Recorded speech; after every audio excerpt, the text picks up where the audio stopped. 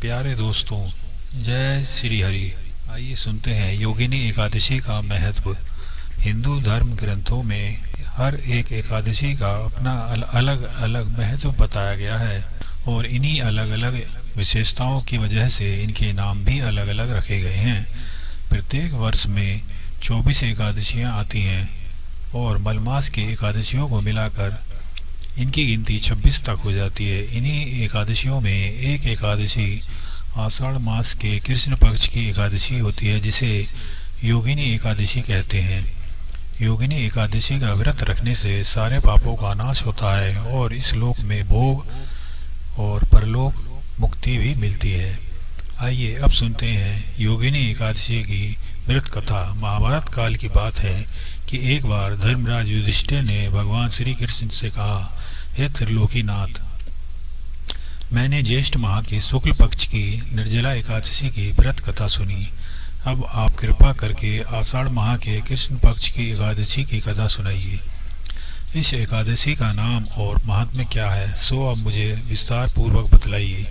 श्री कृष्ण ने कहा, हे पांडु पुत्र, आषाढ़ माह के कृष्ण पक्ष की एकादशी का नाम योगिनी एकादशी है। इसके व्रत करने से सारे पाप नष्ट हो जाते हैं। यह व्रत इस लोक में भोग तथा परलोक में मुक्ति देने वाला है। हे धर्मराज, यह एकादशी तीनों लोकों में प्रसिद्ध है। इसका व्रत करने से सारे पाप नष्ट हो जाते हैं। तुम्हें मैं पुराण में कही हुई कथा सुनाता हूँ, ध्यानपूर्वक सुनो। कुबेर नाम का एक राजा अलकापुरी नाम की नगरी में राज्य करता था। वह शिव भक्त था। उनका हेममाली नामक एक यक्ष सेवक था जो पूजा के लिए फूल लाया करता था। हेममाली की विशालाक्षी नाम की अति सुंदर स्त्री थी। एक दिन वह मानसरोवर से फूल लेकर आया, किंतु कामासक्त होने के कारण फूलों को रखकर अपनी स्त्री के साथ रमण करने लगा। इस भोग विलास में उसे दोपहर हो गई।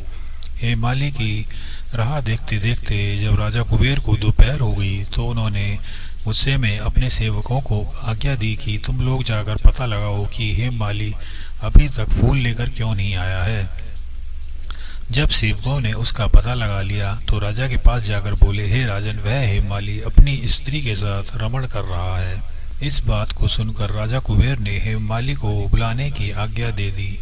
डर से कांपता हुआ हेममाली राजा के सामने उपस्थित हुआ। उसे देखकर कुबेर को अत्यंत क्रोध आया और उसके होठ फड़फड़ाने लगे। राजा ने कहा, अरे अधम, तूने मेरे परम पूजनीय देवों के भी देव भगवान शिव जी का अपमान किया है।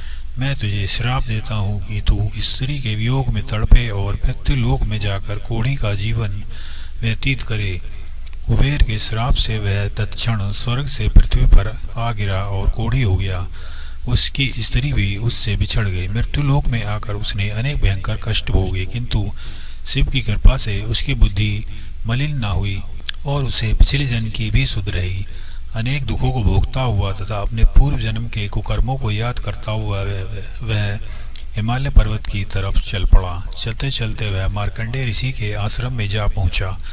वह ऋषि अत्यंत व्रत तपस्वी थे। वह दूसरे ब्रह्मा के समान प्रतीत हो रहे थे और उनका वह आश्रम ब्रह्मा की सभा के समान शोभा दे रहा था। ऋषि को देखकर हेममाली वहां गया और उन्हें प्रणाम करके उनके चरणों में गिर पड़ा। हेममाली को देखकर मार्कंडेय ऋषि ने कहा, तूने कौन से कुकर्म किए हैं जिससे तू कोढ़ी हुआ और भयानक कष्ट भोग रहा है। महर्षि की ये बातें सुनकर हेममाली बोला, हे मुनि श्रेष्ठ, मैं राजा कुबेर का अनुचर था। मेरा नाम हेममाली है। मैं प्रतिदिन मानसरोवर से फूल लाकर शिव पूजा के समय कुबेर को दिया करता था। एक दिन पत्नी सहवास के सुख में फंस जाने के कारण मुझे समय का ज्ञान ही नहीं रहा और दोपहर तक फूल ना पहुंचा सका। तब उन्होंने मुझे श्राप दिया कि तू अपनी स्त्री का वियोग और मृत्यु लोक में जाकर कोढ़ी बनकर दुख भोगेगा। इस कारण मैं कोढ़ी हो गया हूँ तथा पृथ्वी पर आकर भयंकर कष्ट भोग रहा हूँ। अतः अब आप कृपा करके मुझे कोई ऐसा उपाय बतलाइए जिससे मेरी मुक्ति हो सके। मार्कंडेय ऋषि ने कहा कि हे माली, तूने मेरे सम्मुख सत्य वचन कहे हैं, इसलिए मैं तेरे उद्धार के लिए एक व्रत बतलाता हूँ। यदि तू आषाढ़ माह के कृष्ण पक्ष की योगिनी नामक एकादशी का विधान पूर्वक व्रत करेगा तो तेरे सभी पाप नष्ट हो जाएंगे। महर्षि के वचन सुन हेममाली अत्यधिक प्रसन्न हुआ और उनके वचनों के अनुसार योगिनी एकादशी का विधान पूर्वक व्रत करने लगा। इस व्रत के प्रभाव से अपने पुराने स्वरूप में आ गया और अपनी स्त्री के साथ सुखपूर्वक रहने लगा। भगवान श्री कृष्ण ने कहा कि हे राजन, इस योगिनी एकादशी की कथा का फल 88,000 ब्राह्मणों को भोजन कराने के बराबर है। इसके व्रत से सभी पाप नष्ट हो जाते हैं और अंत में मोक्ष प्राप्त करके मनुष्य स्वर्ग का अधिकारी बनता है। जय श्री हरि।